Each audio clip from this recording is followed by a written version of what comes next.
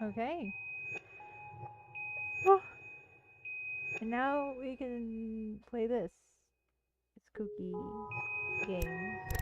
Isn't he so nice? He seems so sweet.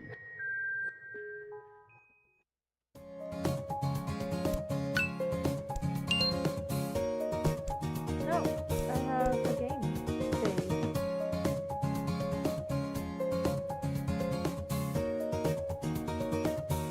This one.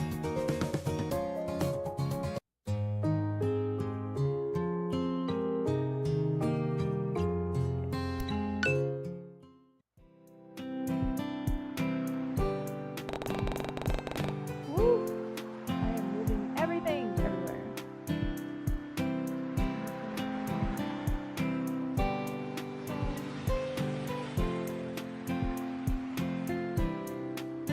The unusual sounds of the city life and traffic pull me away from my slumber, and I wake to the sight of an unfamiliar scene. This wasn't my bedroom, and this certainly wasn't my bed.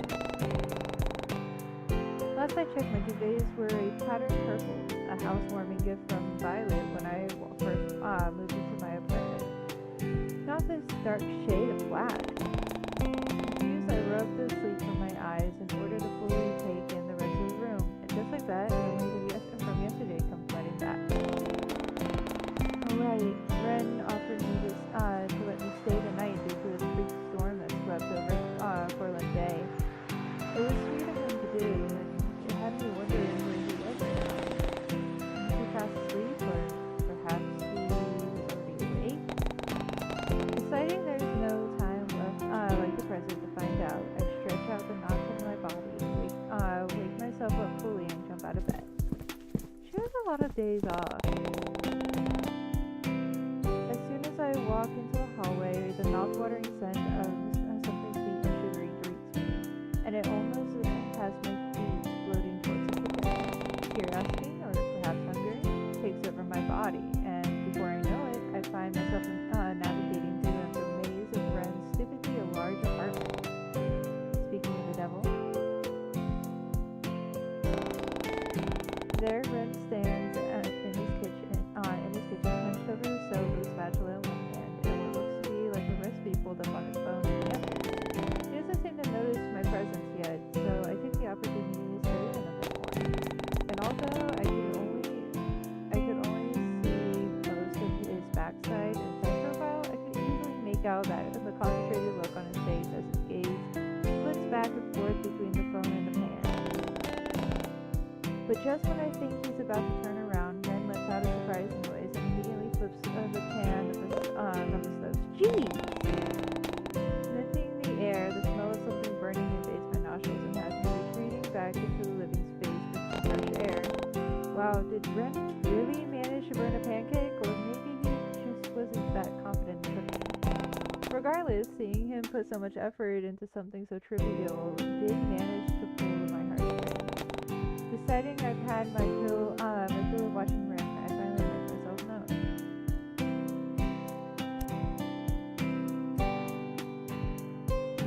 I hug Ren from behind, try and scare Ren. Call out Ren's name, don't say anything. You wouldn't try and scare Ren. Quietly tiptoeing behind the taller man and hiding behind the counter, I wait for the perfect opportunity to strike. The moment arrives once he turns around to scrape the burnt remnants of the pancake into the bin, and before Ren has any time to react, I spring into action. Boo! Angel! You scared me. How long have you been? Despite his flustered outburst, Ren doesn't seem to move away from the stove. Good morning, Haley. I was going to surprise you with breakfast in bed. Sorry, did I take too long? It was like I flicked an invisible switch, which all of a sudden Ren was back to the usual timid personality that I'd grown to know. Oh, you don't have to go through all that trouble for me. It's fine. I really wanted to. Really. Here. Without giving me a second to spare, Ren conjures up a plate full of thick, fluffy pancakes from somewhere behind him, alongside a few toppings as well. I did manage to burn these ones, at least. Eat as much as you like. I'll have this one. He gestures to the burnt pancake still stuck in the frying pan. No amount of washing and scrubbing could restore that pan to its former glory. Giving Ren a pitiful look, I deposit a few fluffy pancakes onto my own plate before offering the rest to him as well. Ren, you've made enough to feed an army. Why don't we share? It's okay, I made them all for you, exactly how you like them. Oh, and how do you know how I like my pancakes? Deciding to tease him a little, I throw the light-hearted accusation into the air and hope that he'll catch it.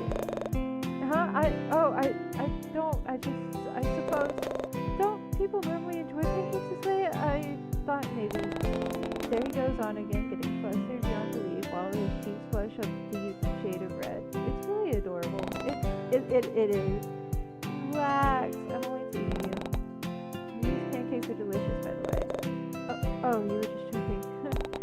His mood immediately seems to perk up once he hears my compliment. You like them? Really? You're not lying? Then I'll make them for you again sometime.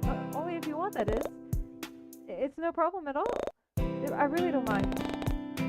How about you just focus on eating first? Aren't you hungry? I snacked on a few pancakes while cooking them. Don't worry about me. You just eat. So, do you want some different toppings? I've got more strawberries in the fridge. Something inside me told me that Ren was lying, but I didn't feel like calling him out on it. I'm good for now, but thank you, really. Seemingly satisfied with my response, or lack thereof, Ren lets out a pleased hum and instead moves away to busy himself with washing dishes. My gaze follows him, and I absentmindedly catch a glimpse at the clock on one of the shelves. 8 o'clock on the dot. Wait a second. 8 o'clock. I was going to be late for work. As I'm picking up on my panicked behavior, Ren halts his movements and sends me a curious glance. Crap, I'm going to be late for work again if I don't leave now. I still need to walk home and get changed and hey, it's okay. Haley, calm down. Look, your clothes from yesterday are washed and dry. Why don't you change into them when you're ready? I can drop you off at work. There I go again, relying on this enigma of a man and taking up too much of his own kind hospitality. He's already overstaying my welcome by using his dryer and sleeping in his spare bed, but now here I was, eating his food and being exactly 5 minutes away from getting a lift in his car. He really should be the one being called Angel instead of me. Thank you so much. I owe you my entire life. And I thought I was dramatic. Another day with you would just be fine. Oh. His soft smile is the last thing I see before I head back into the guest bedroom to change. But before I can make it 3 feet away, Ren's voice calls out to me once more. Oh, but I should warn you, I don't exactly drive a car. He drives a moped. Turns out, he's got a sports motorcycle, not a moped. Ren didn't actually own a car like I expected. He owned a dang sports motorcycle. All black, sleek, and scary. But what surprised me the most were the faded "Always With You" sticker decals that adorned in the tank. So Ren was a fan of that webcomic as well. I always assumed the community was rather small. There wasn't much talk about the webcomic online, so it was nice to know someone else enjoyed it as much as I did. But just as I was about to bring the topic up, my vision goes dark as Ren places his helmet over my head with a smile. He fastens and adjusts the strap before motioning towards the back of his vehicle, his bike, with an expected look. Admittedly, I was a bit hesitant to hop on that thing, but Ren assured me that he'd tell me what to do and keep me safe the entire time. Daunting, couldn't even begin to describe how I felt when that engine turned on. And I was certain Ren had scratch marks with how tightly I was clinging onto him, but I somehow came out of it unscathed. I even managed to bag myself a nice warm hoodie that smelled like Ren, even if its only purpose was to protect me from the wind and flying debris. And then we parted in front of the library with a friendly goodbye. Ren waited until I was inside the building before taking off. but I barely make it 3 feet inside before a mess of blonde hair enters my field of view and almost knocks me over. She's alive! She didn't die. I seriously thought she was dead. Haley! There you are. Quick, I need your help. Eleanor's anxious demeanor catches me off guard, and I immediately do a sweep of the library for anything out of place. But I'm hardly given any time to take my surroundings in before Eleanor reaches for my arm and all but drags me behind the reception counter and towards a mountain of paperwork.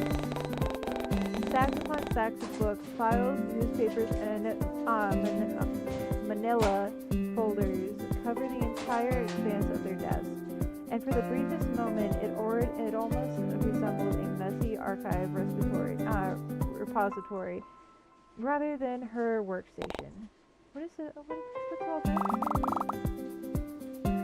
This was supposed to be sorted out yesterday. I swear I did it already. In fact, I know I did. I remember leaving it all in Conan's office before I left work yesterday, so can you imagine my surprise when I saw it back on my desk this morning? Eleanor seems generally concerned, especially with how she's sitting about and pacing back and forth in front of me. It was almost like she'd seen a ghost, and if I didn't know any better, I honestly would have believed it. Please help me if Conan finds out I somehow messed up again. I don't know what will happen. Hey, don't worry, Elle. I'll help. But I doubt Conan will get mad. You know how he is. I suppose you're right. Her shoulders seem to visibly relax at my words, and she slumps into her chair with a heavy sigh. Thank you so much, Haley. Do you think you could manage the stack of books? I'll handle all of these files. Without it missing a beat, our boss magically appears somewhere behind us. We immediately get to work.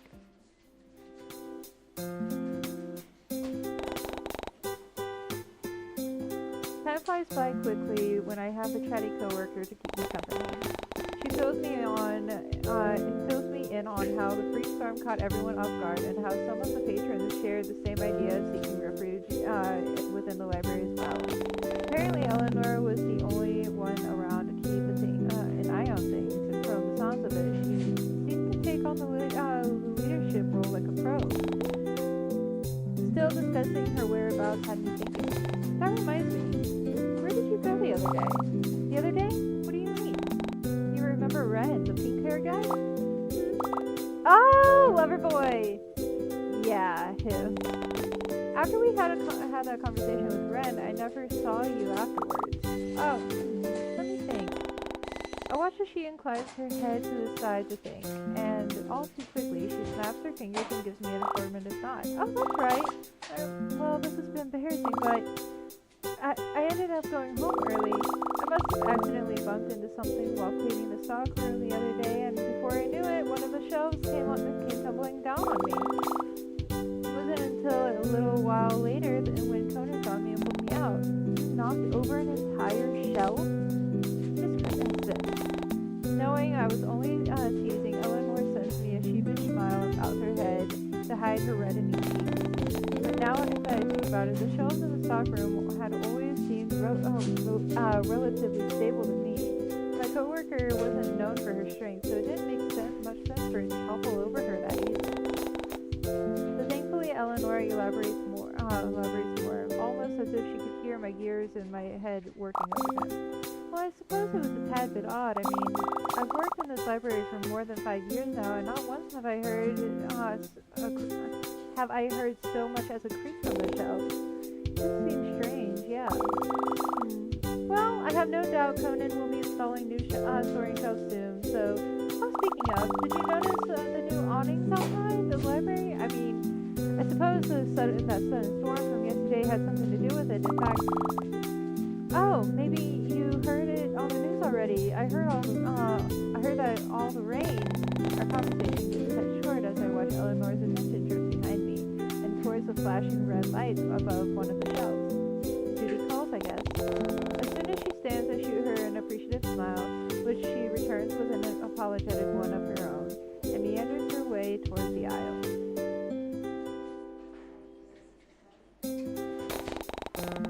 left to my own devices, I go back to sorting through the books and putting them into separate piles. I managed to get a solid 10 minutes to myself before the sudden sense of unease creeps up on me. It felt as though someone was watching me, so I take a curious sweep across the vicinity to try and locate the source. But nothing seemed out of the ordinary. People were studying, and others were quietly typing away at computers, and I could even spot the back of Eleanor's head from her spot near the fantasy fiction style. Nothing was out of place, yet the unnerving feeling of having eyes on the back of my head still lingered. In fact, now that I thought about it, it was eerily similar to the feeling I got when I was walking home a few days ago. Violet's words about someone breaking into my apartment echo in my mind before it all suddenly dawned upon me. The supposed person watching me, could it somehow be linked? No, definitely not. Shaking my head, I try to dismiss those unsettling thoughts before they start to develop into something more sinister. There was no one watching me. After all, there was hardly anything impressive about me to warrant a stalker in the first place. I think so too, but that's not all that happened. Also, I didn't look at this. So it doesn't show where I am. Lots to do today. Missing a wallet, Maple found the trees again, oars. Why is the hospital so busy today? BTB spotted at the pier. I'm too cute to reject Delulu. Oh god.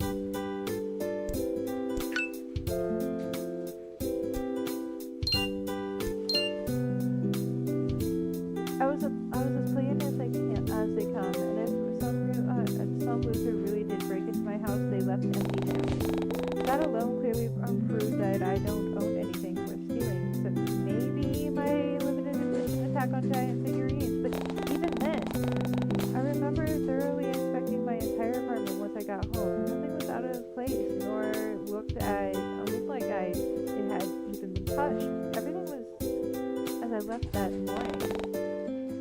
Yet, it still didn't explain why I was feeling this way. Fear and apprehension seemed to overwhelm my senses so much that my mind barely registers the sound of something resting. And I looked down to see that I had been worrying about the paper in my hands for the past few minutes. Have I been stressing out that badly? Jeez, I really was letting all this paranoia get the best of me. Shaking my head once more, I decide it's best not to let those thoughts fester and grow into something far bigger than it should be. No one broke into my apartment, and no one was watching me right now. I was sneaking a mountain out of a molehill, and nothing was going to scare me. Hello! Ah! Whoa. Instead of some creepy stalker dressed in all black, I was met with blonde hair and expensive-looking clothing. Was this person I saw watching me? It was difficult to make out her words over the loud, rapid sounds of my heartbeat, so I tried best to calm down before responding. Sorry, I didn't notice you come in. Welcome to the Coraline Bay Library. Can I help you with anything? I hope I sounded professional enough, though I'm sure she was still a lingering sense of fear in my words, and a facial expression to match.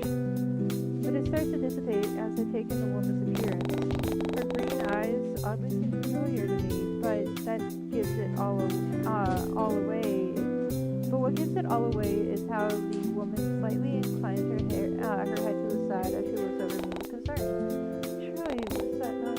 I don't suppose you are you Kira?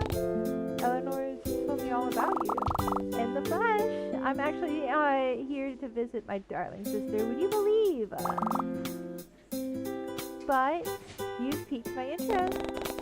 She shoots me a harmless wink and rests her hands atop the reception counter. Wow, even the clinging of her jewelry sounds expensive, and I can't help but look at her in awe. Tell me, what else has Nori said about me? How will you respond? She wants her jacket back. She loves your taste in fashion. She really admires you. Oh, really? did she say that? It would have been nice to hear it coming from her. Well, you're well aware of how shy little Nori gets sometimes. Eleanor, hey! As if summoning Eleanor herself, she emerges from somewhere behind me and joins us at the front desk. Kira, what are you doing here? There she is. What? Am I not allowed to see my little sis? I'm working right now. You could have texted me in advance. But I wanted to surprise you, and look, I come there again. At that, Kira places down a few bags branded with high-end prints and designer logos. Sorry, darling. If I knew I'd be meeting you here, I would have brought extra. But I'm sure there's something for you in one of the bags as well. Pick whatever Eleanor doesn't want. I genuinely wish I could be rich enough to say something like that. The sisters fully engrossed in each other's friendship, so I leave them alone so that they can have their moments to catch up. After all, I didn't know how long it had been since Eleanor and Kira had seen each other, and the mountain of work in front of me wasn't going to sort itself out in an instant. But before I could silently sip away and sit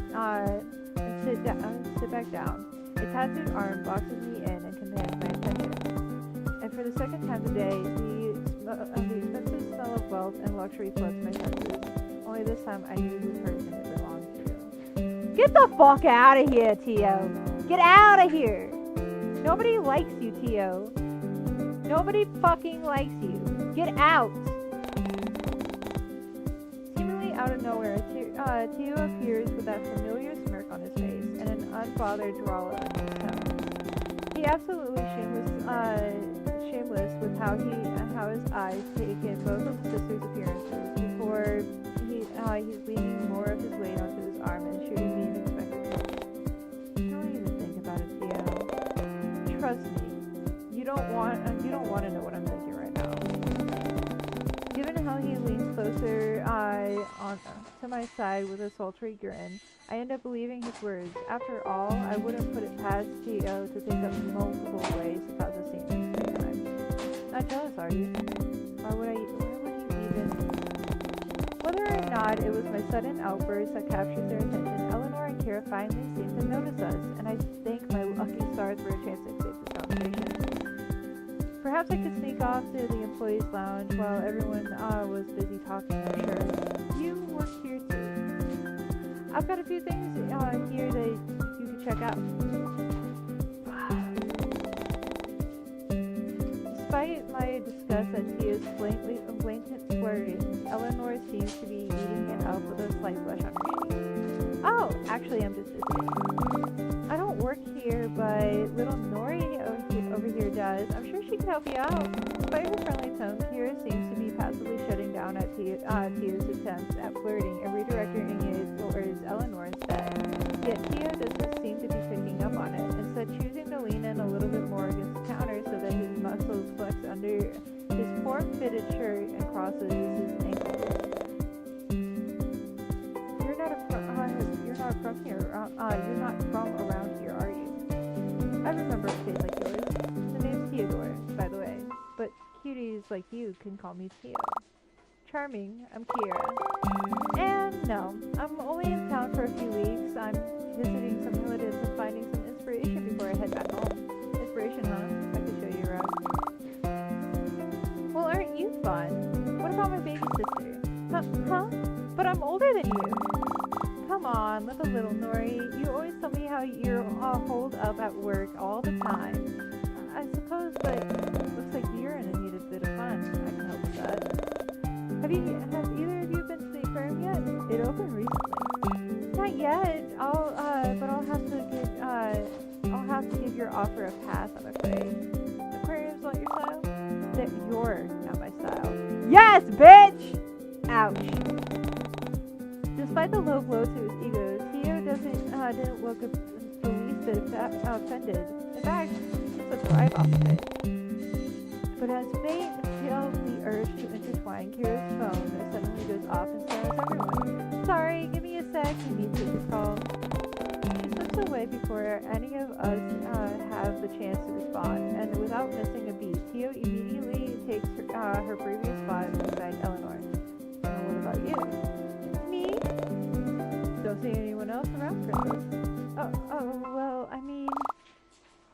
I think it'd be fun, but I suppose it'd be sort of awkward if it's just me and you. You heard her, doll. As if acknowledging my presence, Tio turns to me with an expecting look on her face. Why don't you tag along? I'll even see if Leon wants to join in the fun. It'll be like a double date. At that, Eleanor visibly seems to relax a little bit. I spare a quick glance in her direction, and I pick up the bare hint of hope in her eyes. If you're a real friend, okay, and you know this guy is a fucking dickwad, tell your friend that he's a fucking dickwad. I don't give a fuck. Depending, like, I don't care if you lose your friend in that time. You're being honest with your friend and being like, hey, I dated him and he's a piece of shit. He cheated on me. You don't want to go in there. Look at her. She's innocent. Wait, she wanted to go on a date with Tio? By the way, this volume is a lot. I don't know, Elle. Aw, what? You got better things to do? Look, I'll pay for everything. I can even pick you up as well if you want. Sound good? Not that I'd ever openly admit it to Tio, but his offer was finally starting to sound tempting. I mean, free food and a free outing? It was too good to refuse. However,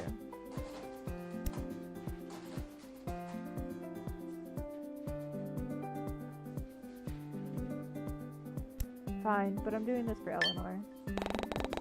Eleanor seems to brighten at that, and her smile just makes it all worth it. Atta girl. Knew you weren't going to chicken out on us. Then it's settled. Leon and I will meet you there, both here tomorrow after work. What time do you finish? Around. There you are, Haley. I didn't realize you were busy. Finally, it was time for someone had heard my prayers this time. Conan emerges from somewhere behind me. What was up with that today? And offers me an escape from the current conversation. And without missing a beat, I turn towards my savior and spare him a thankful glance. I make sure to silently apologize to Eleanor as well, clearly uneasy with the thought of her leaving her alone with Tio, but she seems all too happy with how she suddenly shoos me away with a hand gesture behind her back. Sure, I can slip away for a moment. Did you need something? I need an extra pair of hands to sort through some boxes. But if you're busy, I'll manage it by myself. It's fine. I could use a breather. Okay, so perhaps I didn't need to announce that so joyfully. With warm cheeks, I turned back to Eleanor and Tio to send them one final apologetic look before following after Conan. Apologies for this. I didn't mean to steal you away from your friends.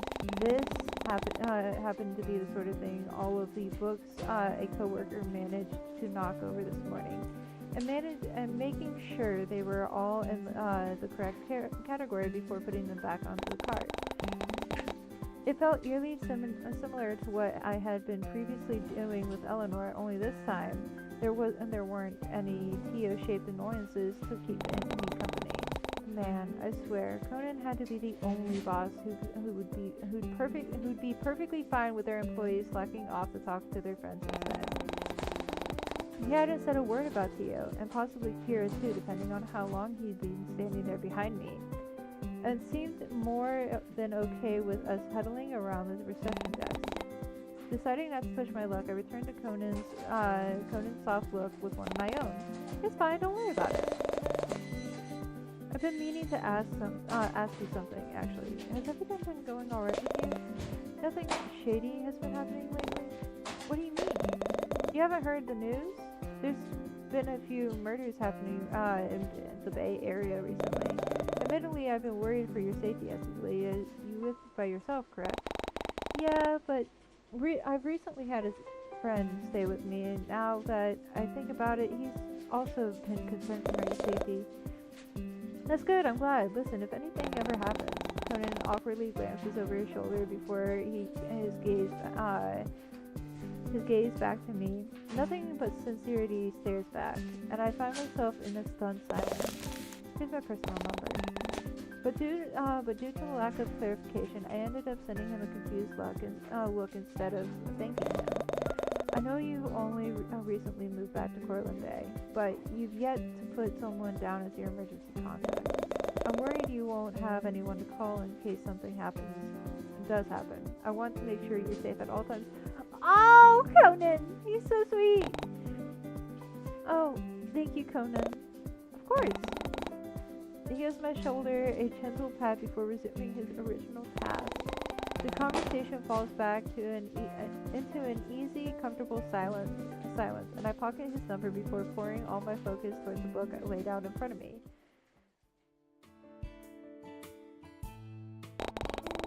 The rest of my shift passes by uneventfully, and at some point, Eleanor informs me that Kira had to leave for work-related matter and wouldn't be coming back for a few days. She'd even asked Eleanor to give me her number as well, alongside mentioning something about sharing more embarrassing stories about little Nori the next time we talk, whatever that meant.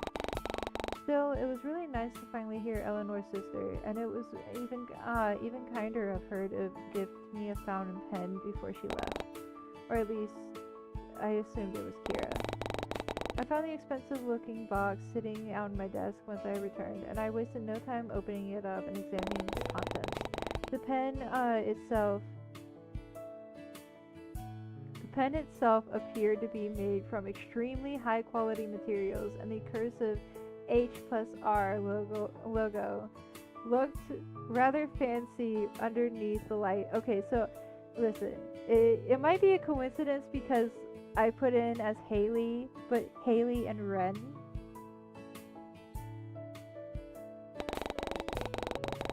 I made a mental note to get something for Kira as well, before pocketing the pen next to Conan's number and packing up my belongings for the day. But as I'm slipping out the library's back door, I notice a familiar broad backside, a patch of blonde hair, and a light and bright red Hawaiian shirt standing near the alleyway's entrance. As if sensing my presence, Leon turns around and greets me with one of his familiar warm smiles. Good day, Darl. Been a while. God damn, that was country! What? He sends me a toothy grin before making space for me within the group. Eleanor greets me with a delicate wave, and Tio looks moderately annoyed as usual. Tio was just introduced me to Eleanor and yarning him on about this little outing he has planned. Hey, how come you never told me you've never been to the aquarium before? Makes sense, though. I reckon it was built a bit after you left the bay, right? So I doubt you had time to check it out. Pretty much, most of my free time has been taken up by moving and unpacking boxes. I couldn't help but find myself agreeing with his words. Crazy how Leon seemed to know me so well, even though we hadn't had the chance to speak to each other like this in a while. But I'm curious to see what it's like. What about you, Nori? I couldn't help but let Kira's nickname for her slip. Oh, oh yeah, yes, I'm the same. I'm looking forward to tomorrow. I've never been to the aquarium before, so this should be fun.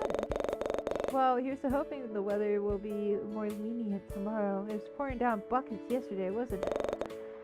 Did you make it home alright, Sunfish? All of a sudden, that eerie feeling comes back, and I couldn't resist the urge to turn around and look behind me. I only now noticed that I've had my back to the dark alleyway this entire time. Haley? Sorry, what was that? You alright? You look like you've seen a ghost. I watch as Leon looks behind me before glancing at Tio and Eleanor for what seems like reassurance. No, it's nothing. I guess I've had a pretty long day at work.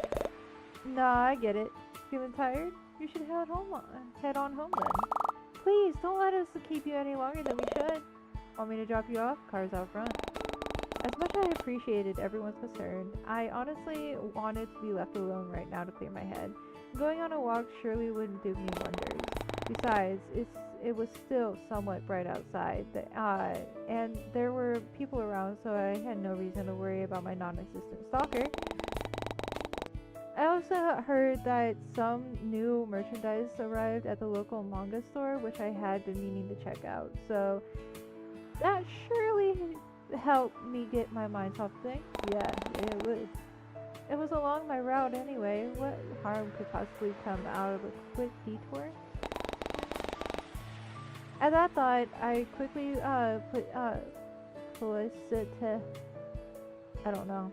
Everyone's concerned before bidding my goodbyes and heading off alone down the street. It wasn't until I got far enough away from the library that eerie feeling started to dissipate.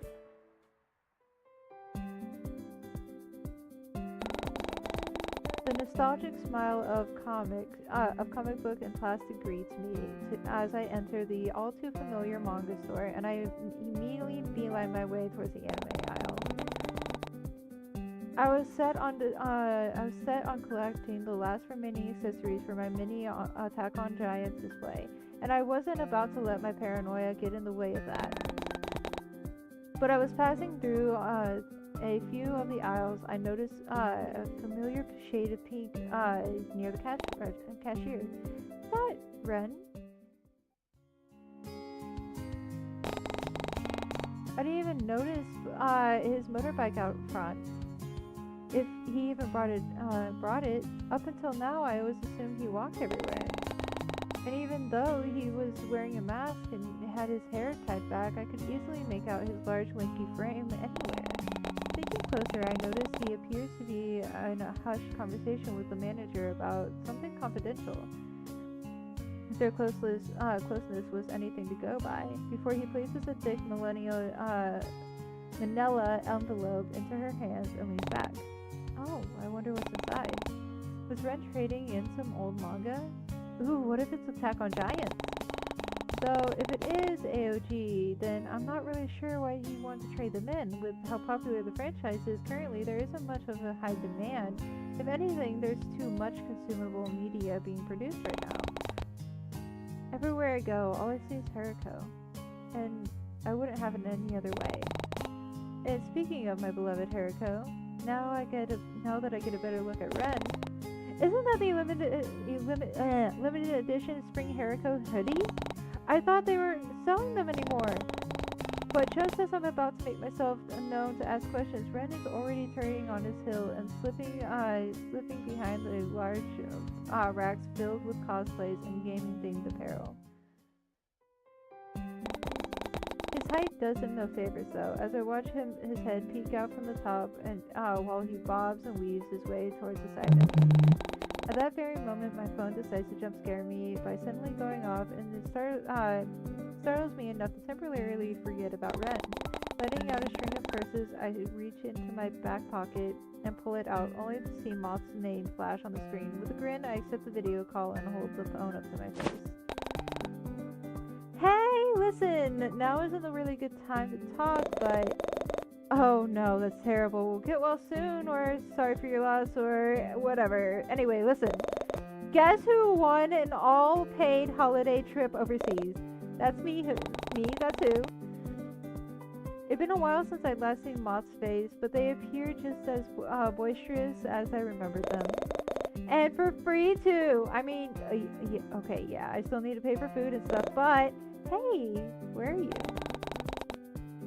I'm in the manga store. Hold on. Can we backtrack for a second? You got free tickets to where? Is that a Hariko figurine? Can you get it for me, please, please, please, please, please, please, please? Moth. I'll pay you back, please. I promise I'll pay for shipping, too. It's so cute. Look at his little outfit. Look at it. And his tiny little jacket and his tiny little shoes. With an eye roll, I reach behind me for the figurine, but not before picking up the accessories I originally came in here for. I slowly make my way towards the cash register. Once Moth's hoots and hollers calm down, I gently try to coax them back onto the original topic. Oh yeah, oh right. You asked where I was going. Well, it's actually a surprise. Seriously?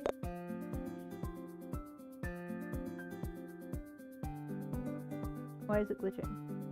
A good surprise though. Hey, you're still in for a brief moment, their screen starts to lag and loading symbols start to pop up. Moth? Because I'll be... in almost... That's okay with you? Their voice cuts out, and giving an almost robotic effect before the screen eventually fades to black. With With a heavy sigh, I end the call and shoot Moth a text to let them know they just got connected yet again.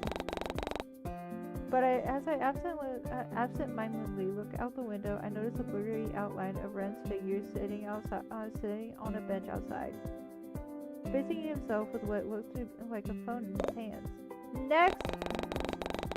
The cashier's voice pulls me away from my thoughts, and I quickly pay for my purchases, all while sparing not so secretive glances at Ren from beyond the shop window to make sure he's still there. It was strange, but I couldn't help but hope I'd get a chance to catch up with him on my way out. I know it'd barely been more than a few hours since I last saw Ren, but I would still wanted to thank him for letting me stay at his place for the night, and for washing my clothes, cooking me breakfast, and driving me to work. The cashier pulls my attention away by handing me a bag and receipt, and I give them my thanks before making a beeline towards the exit.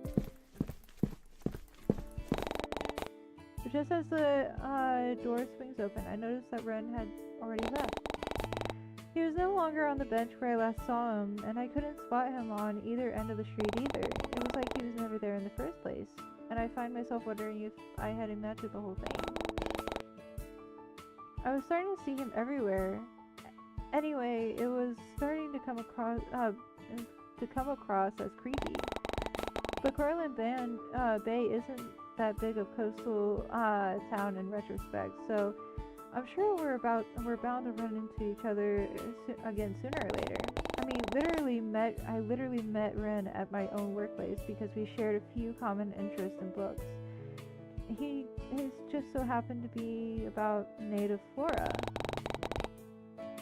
That kind of stuff wasn't something either of us could control, and I most likely was looking too deep into it. Still, it felt strange all the same. Oh well, there was no use of dwelling over it. I was bound to run into Ren again at some point, regardless if I had a way to contact him or not.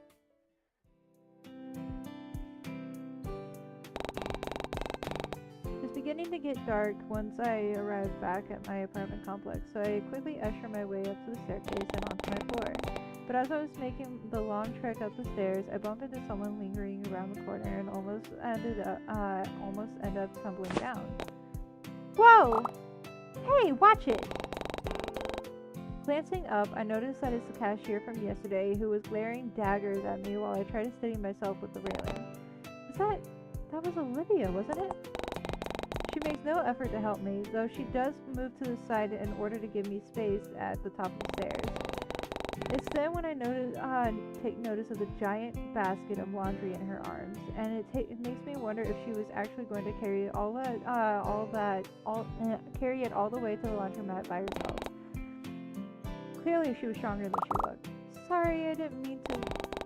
Olivia cuts herself off once the sincerity of the situation finally sinks in before she sucks in her cheek and lets out an exasperated chuckle. Seriously? What could she possibly find so funny about the situation? Of all places, a staircase? Really? Your boyfriend sure has a messed up sense of humor. What? No, it's nothing. Look, I didn't mean to knock you down the staircase like that. I'm just got a lot on my mind lately, and I wasn't looking where I was going. Hey, it happens. It most certainly didn't.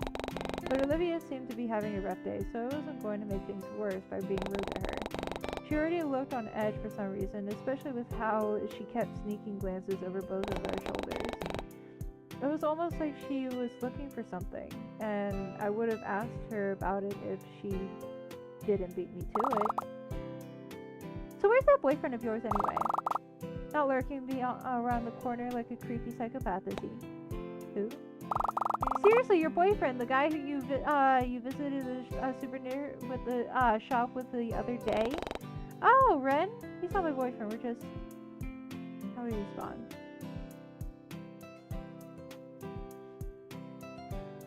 I've never seen that man in my life.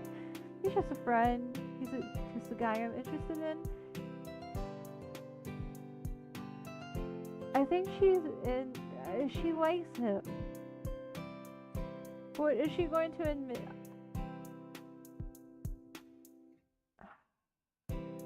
She was really jealous of him, but she doesn't know, and she keeps saying that he's a friend. But he keeps calling that a date. I'm so confused. I'm confused what we are.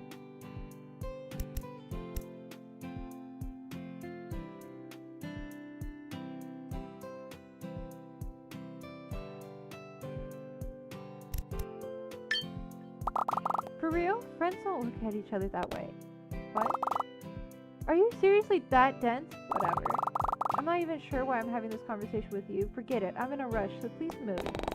Clearly done with the conversation, Olivia sidesteps me and starts to make her way down the stairwell, but she only manages to get a few feet away before she turns around once more.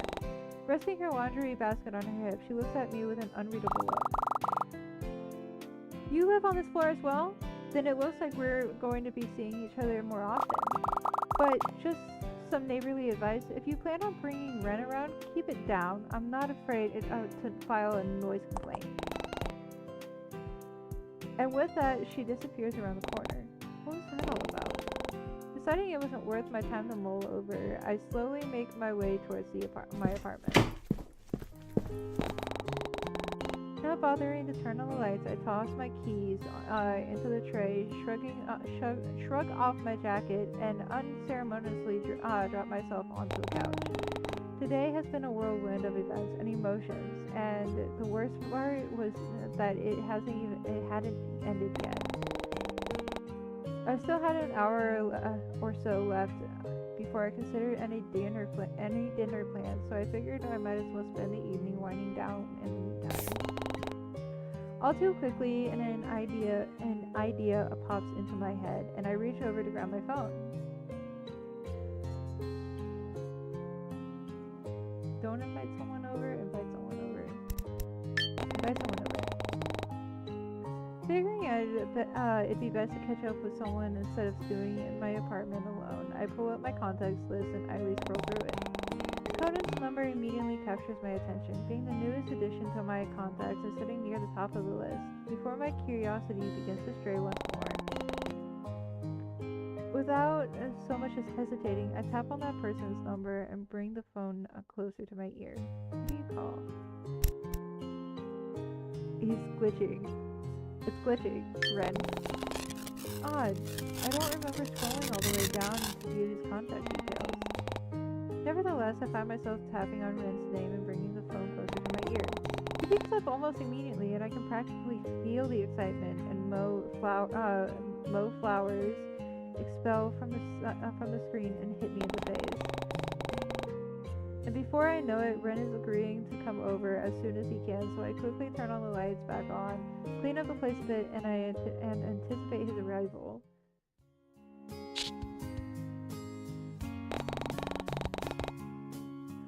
Barely 10 minutes pass before I hear a loud knocking at my front door. Almost immediately, I leap to my feet and unlock it with a smile.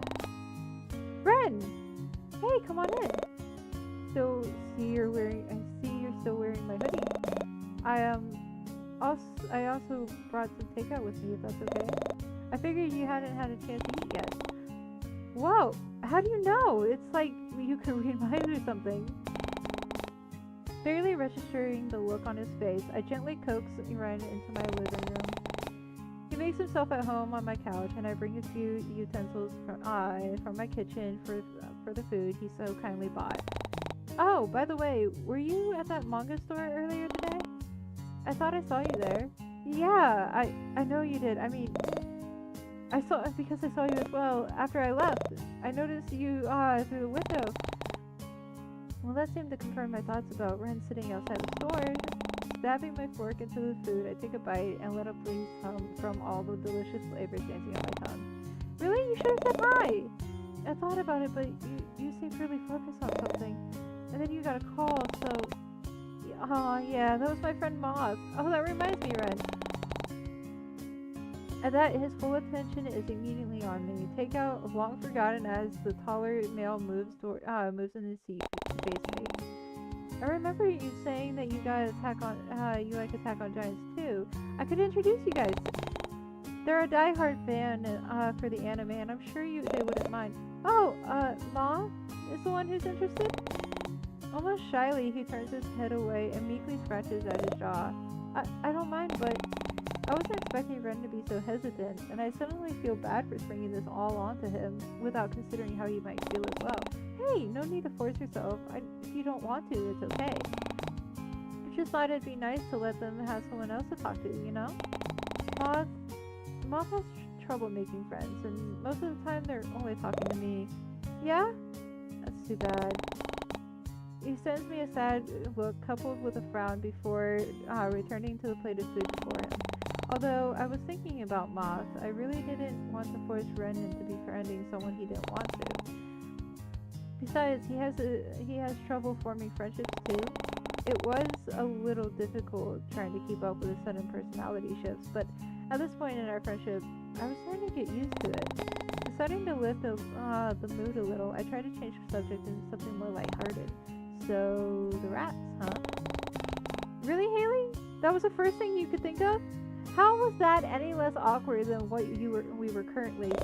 Actually, I didn't want to say anything, but I think I saw one on my way up here. It probably made itself a home in that busted elevator shaft. Seriously?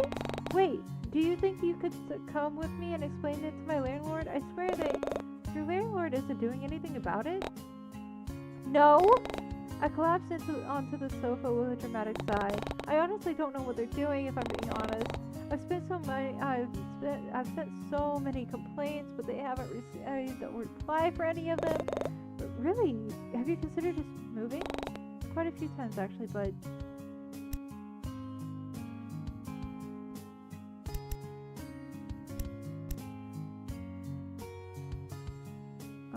the location is nice.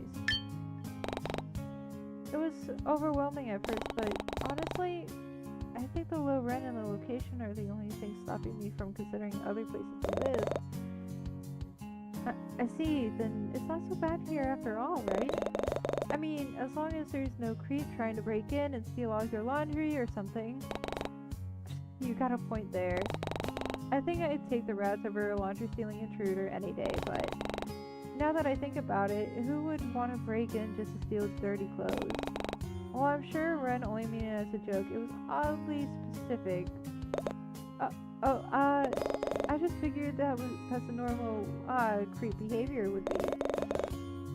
You have a great sense of fashion, and I see your TV is still here, so yeah, I guess it would be difficult to lug that around down a staircase. They probably should have asked the rats for help. Again with the rats!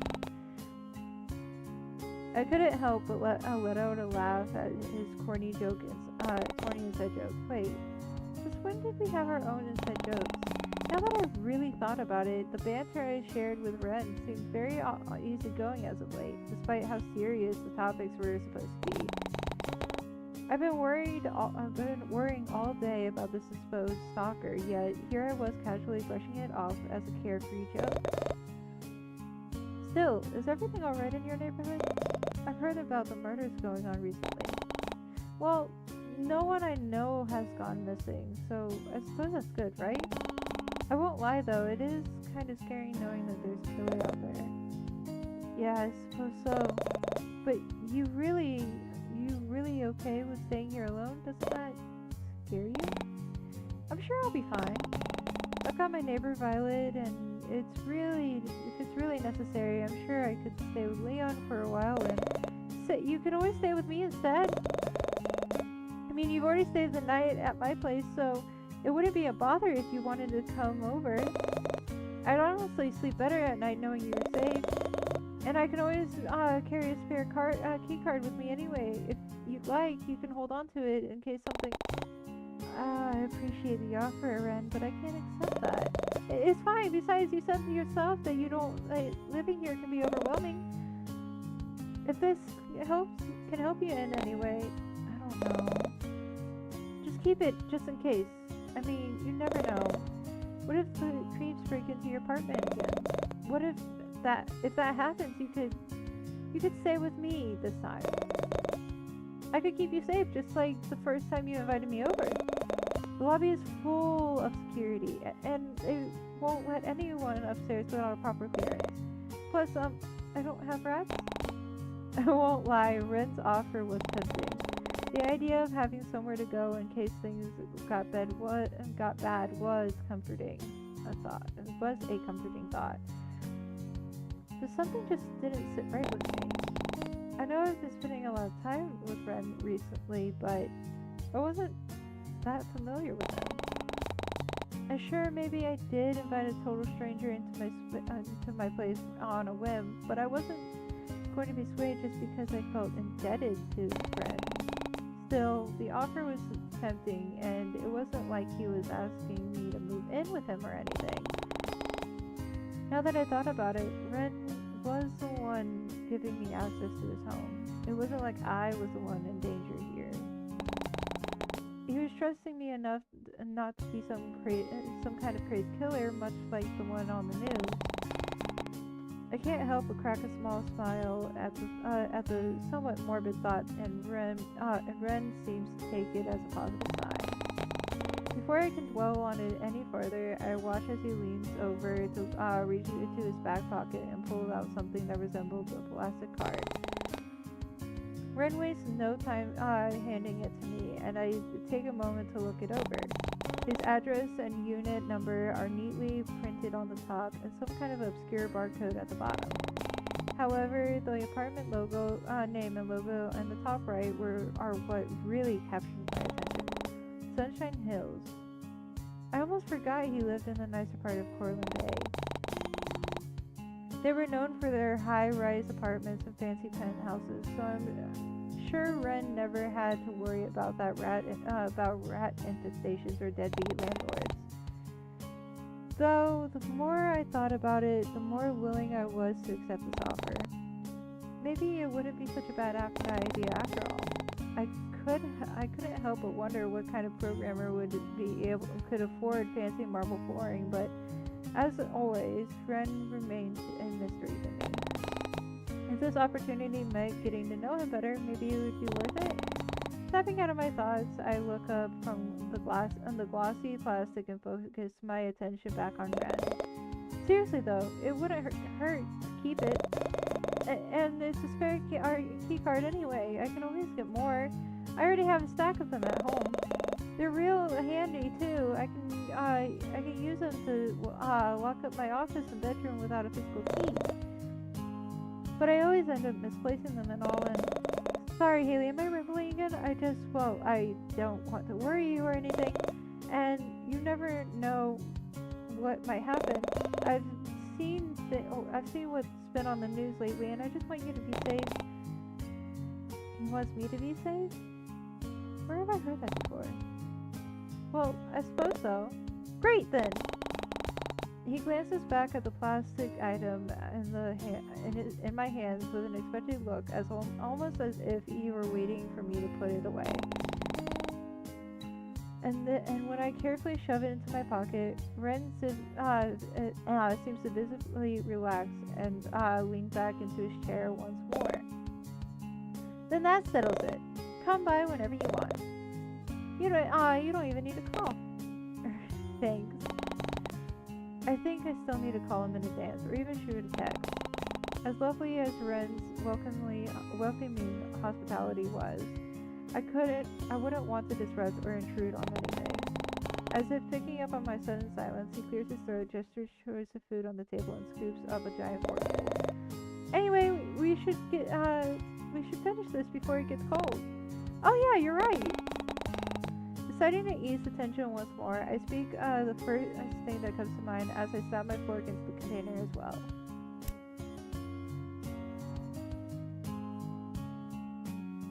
You look like a hamster. Well, it was true with how Ren was stuffing food into his mouth. He almost looked like similar to a stuffy pink hamster. Fluffy. Almost immediately after hearing my words, his cheeks flush a deep red as he chokes down his food. Hamster? Usually I get fox or a puppy. I'm not mad though. Now that I think about it, you kind of look like a chipmunk. With an eye roll, I playfully shove Ren's arm and pretend I didn't agree with his words.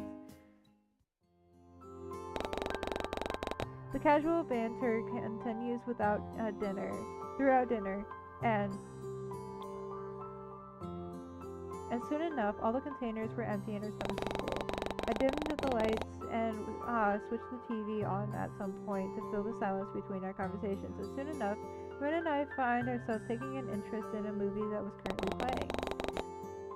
It was some unknown sappy rom-com that came out almost a decade ago. Yet Ren didn't seem to mind that all that much. I wasn't following the plot too keenly, but from what I could gather, the male lead just confessed his love for the main character in the back of her truck. To top it all off, it started raining as some slow, melodic love song come on the radio. The two characters were all too happy to share a sweet kiss with each other in that romantic moment, but the tenderness soon gets cut off short once the scenes start to travel down a more heated path. The kisses become more passionate, and before I know it, I'm watching the main character lean across the console to sit in her lover's lap instead. Clearly, I wasn't expecting this to happen in what I falsely believed was a harmless rom-com, so I dared to glance at Ren's reaction to gauge it. Yet aside from the faint dusting of pink on his cheeks, the rest of him seems all too relaxed. His arm casually thrown over the back of the couch while the rest of his body is slouched into the plushness of the seat. His lengthy limbs are stretched out in front of him while his thighs are spread out slightly, and the empty space between his legs was beginning to look inviting for some reason. Was it because of the movie? Before I could stop myself, I find my mind wandering.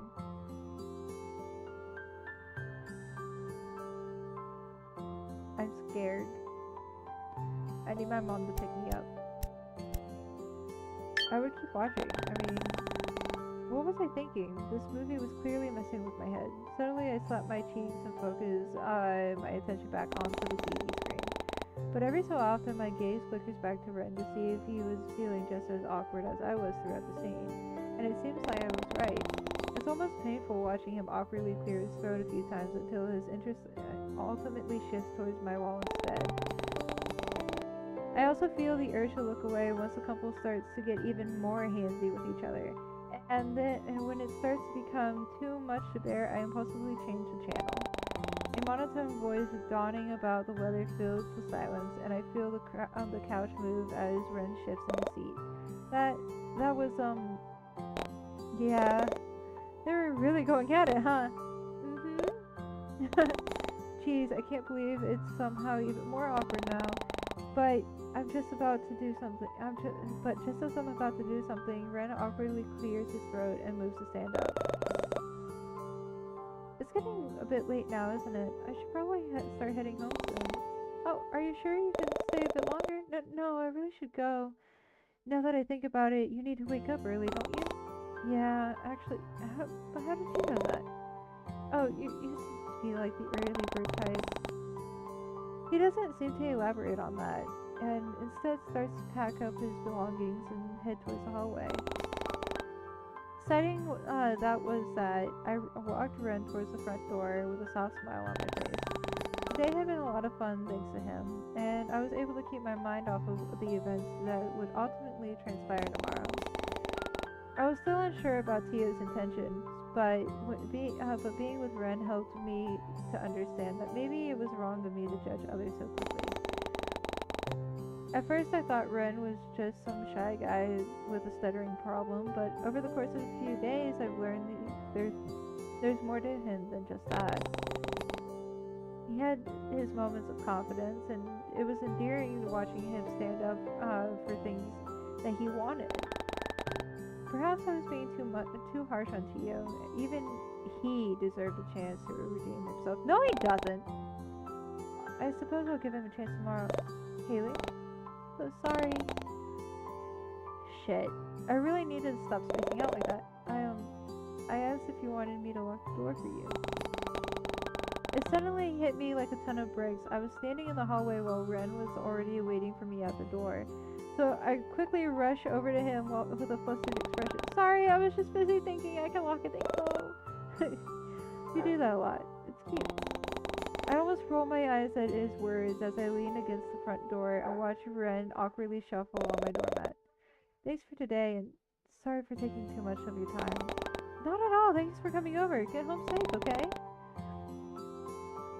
Ren's eyes seemed to light up the moment I voiced my concern over him. Yeah, okay. I will. You too. I mean, you're already home, so go to bed safe or sleep safe. Sleep well. What am I? I can't help but chuckle at his panic state, and Ren seems to settle once he hears my laughter. Good night, Ren. Good night, Haley. I'll see you tomorrow. The sound of the door shutting drowns out the ending of his sentence. Once I had nothing else left to do for the night. I get changed into some comfy pajamas and brush my teeth before settling into bed. The newest chapter for Always With You was going to drop in a few hours, and I figured I might as well stay up and read it before going to sleep. My eyes were starting to get droopy, and all my mind could think about was the double date I had planned with Leon, Tio, and Eleanor tomorrow. Man, I sure hope everything will be fine. But I know worrying about it wasn't going to do me any favors, so I let my pent up stress out on my pillow by smacking it to make it less lumpy. So the moment I unceremoniously flopped back down, I noticed the cold draft and the fact that my bedroom window was left wide open. Strange. I don't remember opening it earlier. With a groan, I get up from my bed and go to close it, but once I lock it shut, something moves within the shadows and startles me. Squinting, I barely make out the black mass moving through the gaps in the fire escape balcony. Is that a person? It certainly wouldn't be strange for someone to take a cigarette break at this hour, but I couldn't smell any telltale signs of smoke. Maybe it was my landlord's cat out for a leisurely night stroll. That idea seemed more realistic in my head. Yet despite my futile attempts at calming myself, I still somehow find the willpower to go back to bed rather than opening the window once more and taking another curious peek outside. I didn't have a death wish, nor did I have the stupidity of this cliche horror film characters. But before I turn away, I double-checked to make sure the window is locked shut and my blinds are fully closed. I wasn't about to risk it. Happy with the precautions put in place, I make a hasty dive towards the warmth and safety of my bed. Snuggled deep within my blankets, I find it harder and harder to think about someone breaking in. And even more so was keeping my eyes open. Before I knew it, pink-colored sheets slowly filled my mind as I drifted away.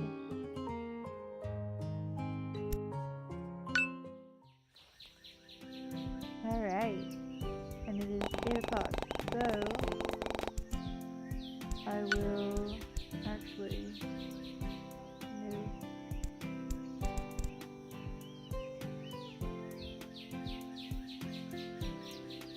Oh, okay. Just go to quick save. Just day 3, end of day 3. Yeah, okay. So I will exit out of this, and I will